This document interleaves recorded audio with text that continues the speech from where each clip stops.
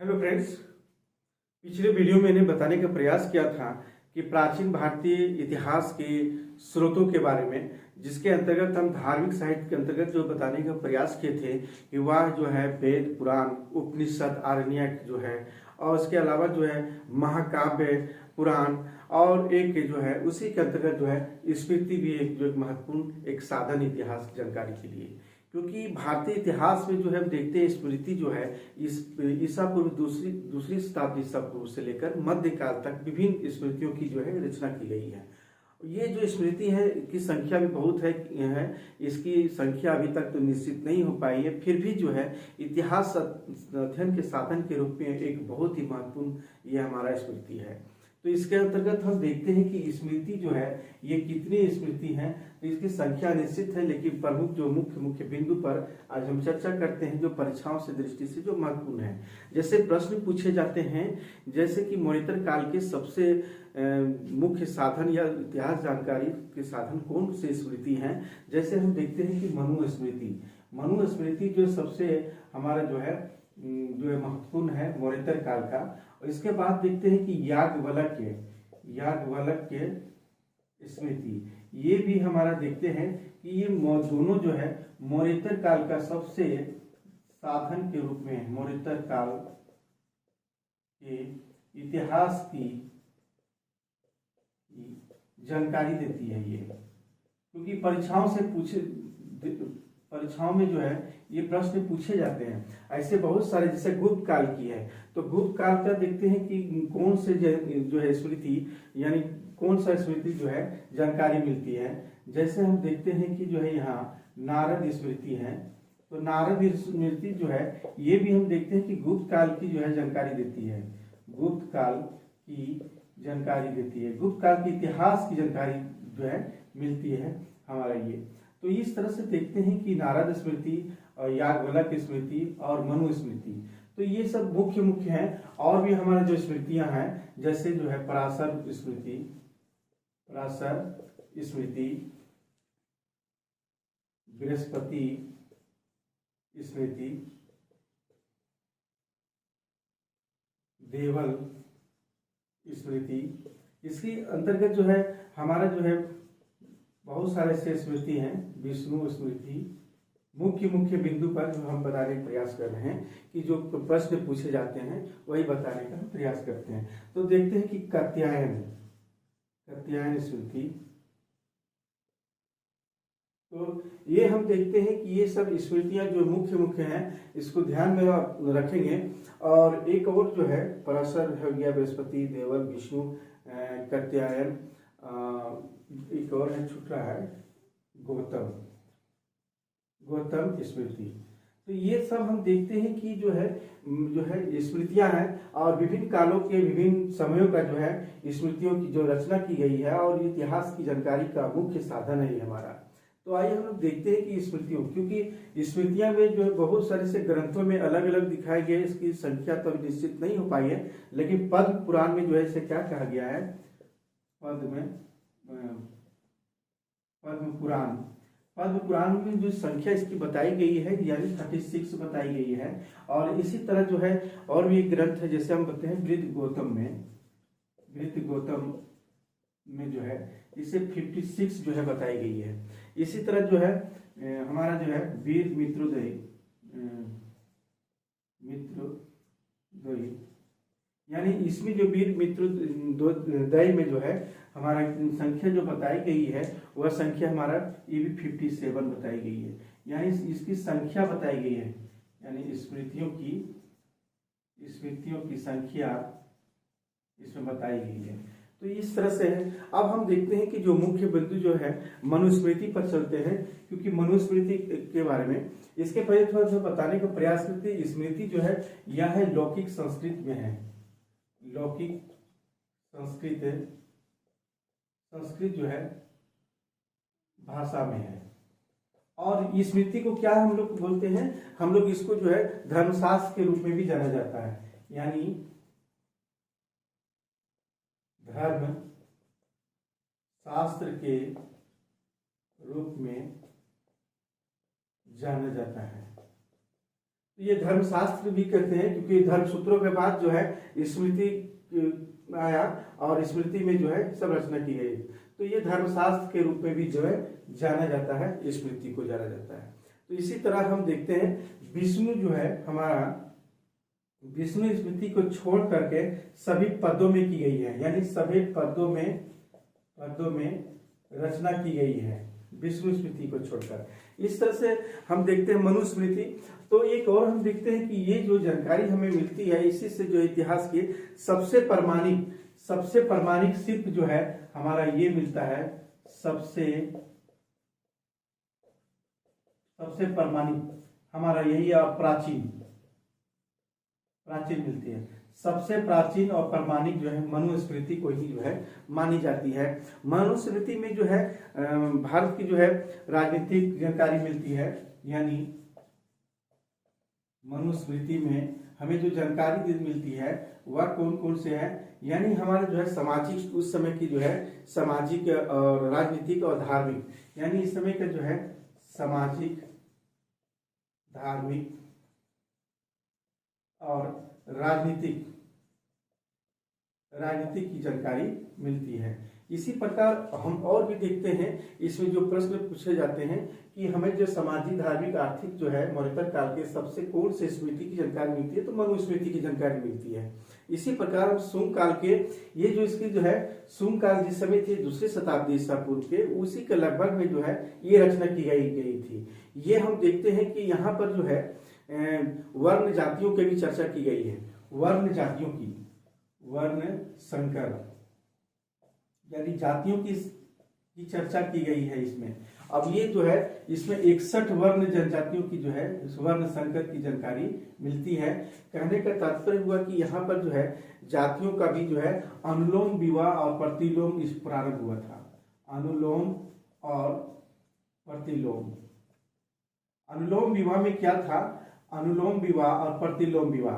तो अनुलोम विवाह का मतलब हुआ कि जैसे हमारे ब्राह्मण क्षत्रिय वैश्य शूद्र और जो है जो कन्या भी है ब्राह्मण क्षत्रिय वैश्य शूद्र है, तो उच्च वर्ग के जो है पुरुष और निम्न वर्ग की जो लड़कियां थी, तो जिनसे विवाह हुआ तो उनसे जो उत्पन्न हुए वह जो है हमारा अनुलोम विवाह हुआ। तो अनुलोम प्रतिलोम ठीक उल्टा जो है उच्च वर्ग की कन्या और निम्न वर्ग का जो है पुरुष जो होते थे वह प्रतिलोम विवाह। तो हमारा इस समय जो है मौर्यतर काल में, इस समय में जो है वर्ण संकर यानी विभिन्न जातियों का जो है जानकारी मिलती है, जो अनुलोम विवाह प्रतिलोम विवाह प्रारंभ हुई थी। इसमें से ब्राह्मण क्षेत्र वैश्य शूद्र और जो विदेशी हमारे जितने भी आए, शक कुषाण, ये सब जितने भी बाहर से आए, सभी जो है यहीं पर आकर यहाँ की भारतीय संस्कृति के रंग में रंगे और यहाँ पर जो है विभिन्न जातियों में जो है विवाह होने लगी है, जो अनुलोम और प्रतिलोम विवाह जो है काफी चर्चित हुई इस समय। तो इस तरह से यहाँ एक और देखते हैं विवाह की जानकारी मिलती है, यानी 8 प्रकार के विवाह जानकारी मिलती है हमारा इस समय।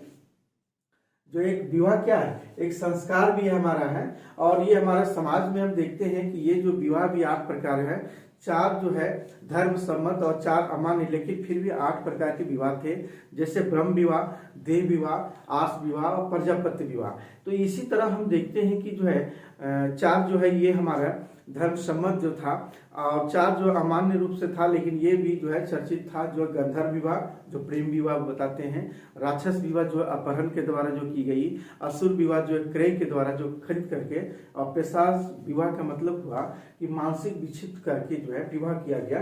तो इस तरह से 8 प्रकार के विवाह जो था मौर्य काल में प्रचलित थी। इसकी जानकारी कहाँ मिलती है, सब मनुस्मृति में मिलती है। इसमें विवाह की विच्छेद की जानकारी मिलती है, यानी विवाह टूटने का भी जानकारी मिलती है। यहाँ पर जो है विवाह जो है विच्छेद की जानकारी मिलती है, यानी टूटने की जानकारी मिलती है।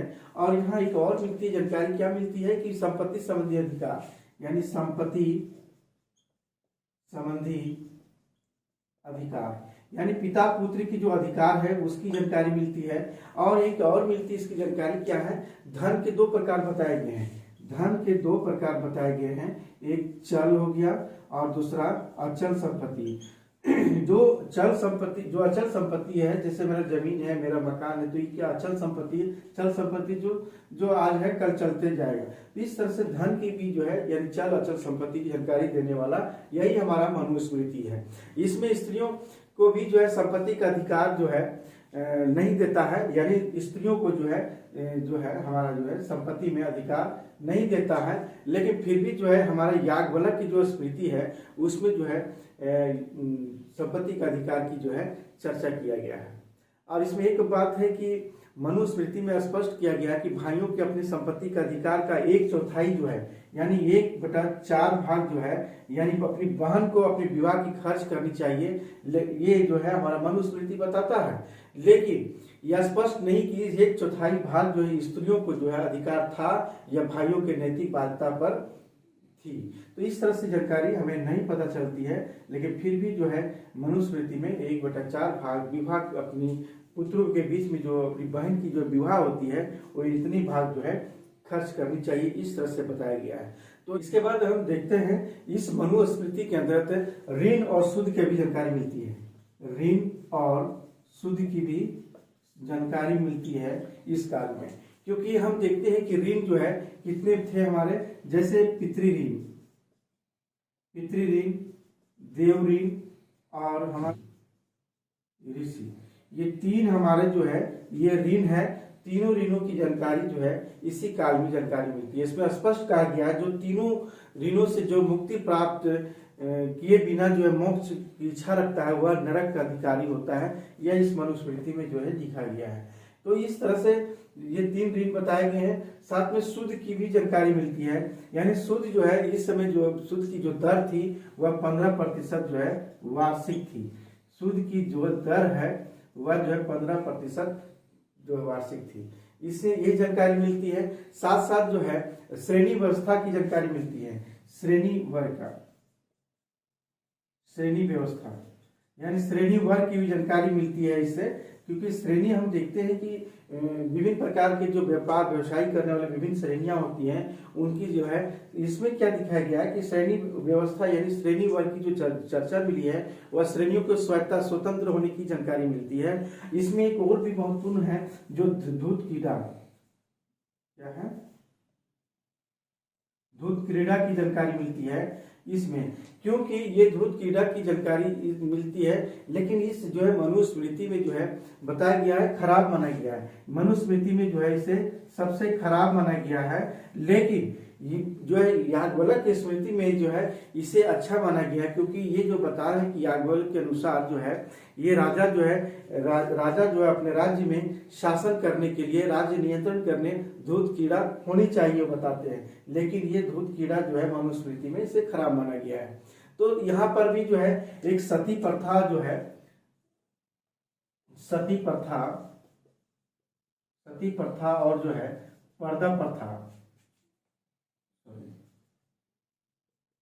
जो है पर्दा प्रथा, ये जो दोनों में जो है ये हमारा मनुस्मृति क्या है, मौन है, क्या है, मौन है। इसमें कुछ इसके बारे में जानकारी नहीं देती है। इसमें बहुपतित्व की जो है आलोचना की गई है। इसमें दास प्रथा की चर्चा की गई है। इसमें क्या किया है, दास प्रथा की भी जानकारी मिलती है। विभिन्न प्रकार के दासों की जानकारी मिलती है। जैसे मनुस्मृति में जो है इसमें 7 प्रकार बताए हैं कि 7 प्रकार के दास हुआ करते थे। जो था याज्ञवल्क्य की स्मृति में 10 प्रकार बताए जाते हैं। इसी तरह विज्ञानेश्वर और के जो पिताक्षरा जो ग्रंथ है उसमें भी 15 प्रकार के दासों को उल्लेख किया गया। यहाँ अपराधों की भी जानकारी मिलती है। क्या है, अपराधों की जानकारी मिलती है कि विभिन्न प्रकार के अपराध हुआ करते थे इस मौर्योत्तर काल में। तो ये मनुस्मृति में बताया है।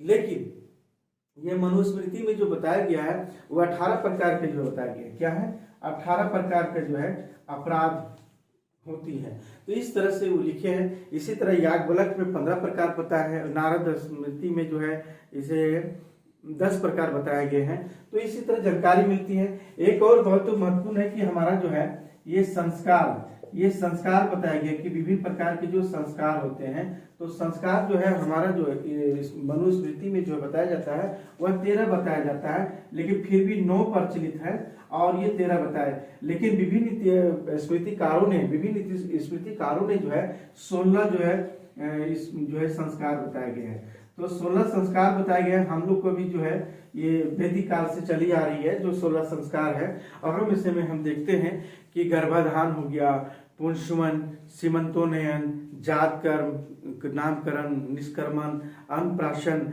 और साथ साथ देखते हैं चूड़ाकर्म, कर्णभेद, विद्यारंभ, उपनयन, विवाह, समावर्तन, अंत्येष्टि, ये सब जितने भी है 16 संस्कार है। और 16 संस्कारों की जानकारी जो है हमें इस मनुस्मृति से भी जानकारी मिलती है।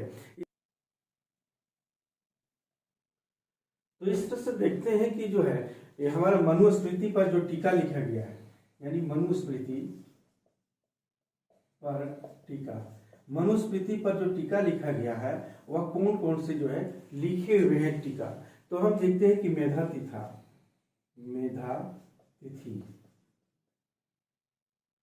तिथि ये लिखे हुए हैं। इसके बाद जो है कुलुक भट्ट, क्या है कुलुक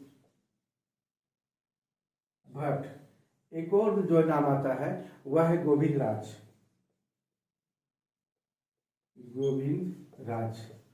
और एक और है हमारा इसका गोविंद राज के बाद जो है भारुची। ये जो है ये मनुस्मृति पर भाष्य या टीका जो है लिखा गया है। इसी प्रकार हम देखते हैं कि जो है अर्थशास्त्र पर टीका लिखा गया है। क्या है अर्थशास्त्र जो है लिखा गया है कौटिल्य के द्वारा। तो इस पर जो है पर टीका जो लिखा गया है वह टीका कौन कौन से जो है लिखे हुए हैं। कामंदक जो लिखे हैं, कामंदक जो है नीति सार इसके जो है लिखे हुए हैं कामंदक ने। तो ये कामंदक के द्वारा जो है लिखी गई है। इसमें दिखा गया भट्ट स्वामी भी लिखे हैं इसका, क्या है भट्ट स्वामी भी जो है इसके लिखे।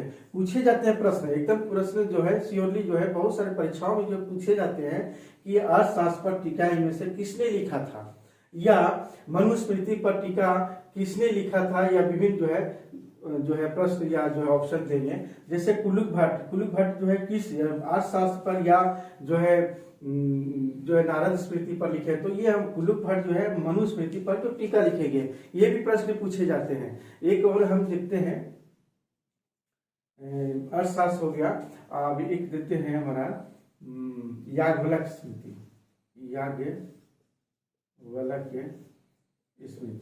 याज्ञवल्क्य स्मृति पर जो टीका लिखा गया है या जो याज्ञवल्क्य पर है वह है विश्वरूप, क्या है विश्वरूप। दूसरा जो है और भी नाम है इनका अपराग, क्या है अपराग। ये सिरहार जो है राजा थे, तो ये अपराग है। और एक और है हमारा विज्ञानेश्वर का जो मिताक्षरा है जो ग्रंथ है। तो ये पर याज्ञवल्क्य की स्मृति पर टीका इन लोग लिखे हैं। और अर्थशास्त्र जो है कामंदक और जो भट्ट स्वामी लिखे हैं। मनुस्मृति पर मेधा तिथि, कुलुक भट्ट, गोविंद राज और भारुची। याद रखेंगे, ये प्रश्न पूछे जाते हैं।